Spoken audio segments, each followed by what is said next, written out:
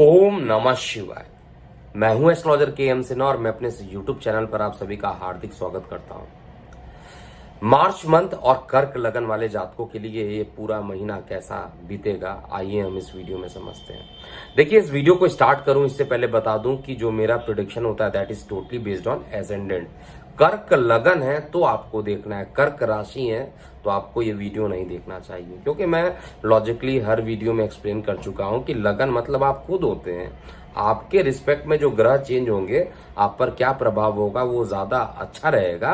हालांकि चंद्रमा से भी कैलकुलेशन निकालने पर अच्छा ही परिणाम आता है, मैं गलत विधि उसको नहीं कहूंगा, लेकिन जो मैं फॉलो करता हूं मैं चाहता हूं आप उसी को फॉलो कीजिए, उसमें एक्यूरेसी मुझे ज्यादा दिखाई देती है। और साथ में चंद्रमा जो होता है हमारा मन होता है, और चंद्रमा से हम लोग सारे ज्योतिषीय गणनाओं को किया जाता है, तो कैलकुलेशन करने के लिए तो चलिए चंद्रमा का हम उपयोग करेंगे, लेकिन लगन फल हम लोग यहाँ पर देखेंगे, कर्क लगन फल। तो सबसे पहले बात करते हैं जिनका कर्क लगन है वो रेडी हो जाए। इस महीने क्या व्रत और त्योहार पड़ रहे हैं और कौन कौन सी राशियों का परिवर्तन हो रहा है, तुरंत एक बार देख लेते हैं। 9 अप्रैल को विजया एकादशी पड़ेगी, 11 मार्च को महाशिवरात्रि। आपके लग्नेश कौन है? चंद्रमा। चंद्रमा जो है वो भोलेनाथ जी के मस्तिष्क पे विराजमान होते, एक प्रकार से साक्षात भोलेनाथ हम मान सकते हैं यहाँ पे। और महाशिवरात्रि आ रही है, शिव जी की पूजा कीजिए। और आप इमोशनल भी ज्यादा होते हैं, ज्यादा टेंशन भी लेते हैं, तो आपकी सारी निगेटिविटी, क्योंकि आप बहुत भोले किस्म के लोग होते हैं, आपको कोई भी जानकर अज्ञानतावश आपको बेवकूफ बना सकता है। मैं ये नहीं कह रहा हूं कि कर्क लगन वाले बेवकूफ होते हैं, लेकिन आपके इमोशनल का फायदा जरूर लोग उठाते हैं। और अगर आप कर्क लगन वाले हैं तो निश्चित रूप से आप कमेंट बॉक्स में बताइएगा कि अगर मैं गलत बोल रहा हूँ। आप इमोशनल हैं, सर्दी खांसी जुकाम से हमेशा पीड़ित हैं, हमेशा लोग आपके इसी चीज का फायदा उठाते हैं, और जिस कारण से पूरी लाइफ जो है दुखी हो जाते हैं कर्क लगन वाले। तो मार्च का महीना जो ये शिवरात्रि आ रही है, शिवरात्रि में आपको निश्चित रूप से व्रत रखना चाहिए। और शिवरात्रि में भोलेनाथ का पूरा श्रद्धा के साथ आपको यहाँ पर पूजा करना चाहिए और उनसे वरदान मांगना चाहिए, अपनी मन्नत को आपको मांगना चाहिए। और 14 तारीख को मीन की संक्रांति होगी, 25 को एकादशी होगी, 28 को एक प्रकार से देखा जाए तो पूर्णिमा भी पड़ेगा, छोटी होली भी पड़ेगी, होलिका दहन भी है, और 29 मार्च को होली पड़ने वाली है। सर्वार्थ सिद्धि योग में 4 मार्च, 5 मार्च, 7 मार्च, 14 मार्च, 20 मार्च, 28 मार्च। देखिए, लगातार आपके जितने भी चार्ट्स होते हैं उनको एनालाइज करके की पॉइंट्स बनाया जाता है। तो अब हम बात करते हैं इस पूरे महीने क्या क्या परिवर्तन होगा। एक तो सूर्य की संक्रांति होगी, बता ही दिया हूँ 14 तारीख को होगी। और सूर्य अभी तक कहाँ थे? इसमें थे, कुंभ में।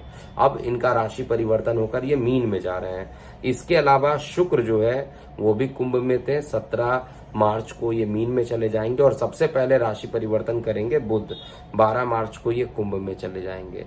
और जब शुक्र 17 मार्च को कुंभ में जाएगा तो आपके सुख का डिपार्टमेंट दिया गया है, ये उच्च का हो जा रहा है। तो निश्चित रूप से सुखी तो आपको, कर्क लगन वाले जातकों को इस महीने सुखी होने से कोई भी नहीं रोक सकता। गोचर भी साक्षात यहाँ बैठ गया है कि आपको इस महीने सुखी रखा जाए।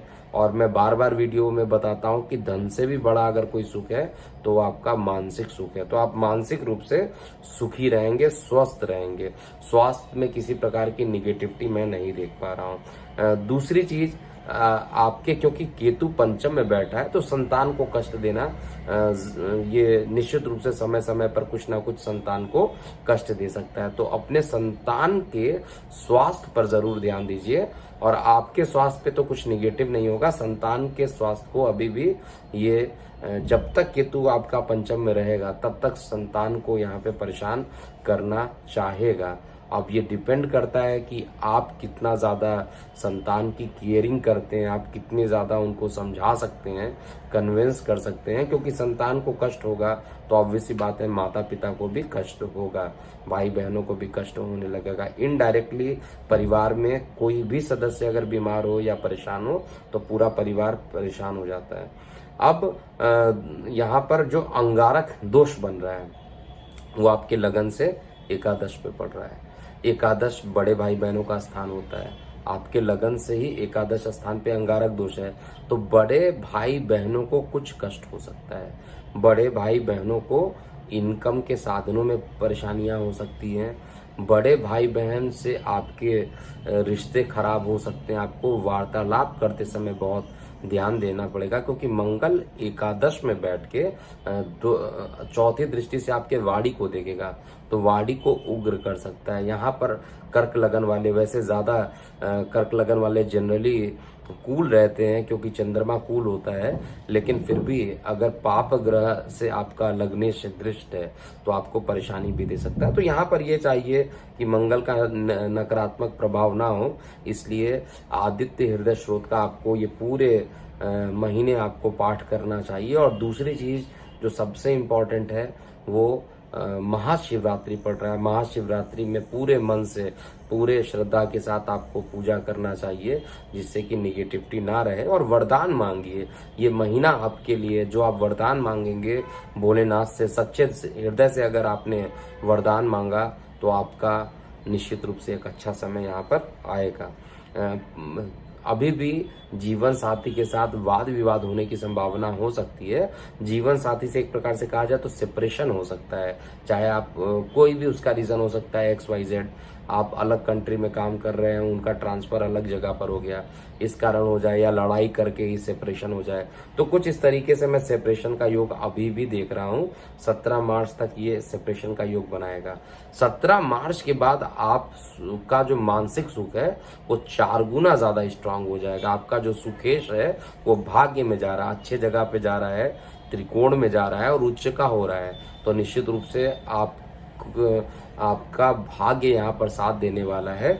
और इस महीने थोड़ी सी वाणी पर भी आपको स्टार्टिंग के कुछ 14 तारीख तक जो है आपको वाणी पर संयम रखना चाहिए। गले में कुछ विकार की समस्याएं भी यहाँ पर हो सकती है। कोरोना समय चल रहा है तो आपको भी कोविड से सावधानी पूर्वक काम करना चाहिए, क्योंकि सूर्य और शुक्र दोनों का यहाँ पर युति हो रहा है, आपके लगन से अष्टम में हो रहा है। और जबकि जब महीना खत्म होगा तब सूर्य और शुक्र दोनों ही मीन में चल जाएंगे, तब आपको एक अच्छा परिणाम यहाँ पर मिल पाएगा।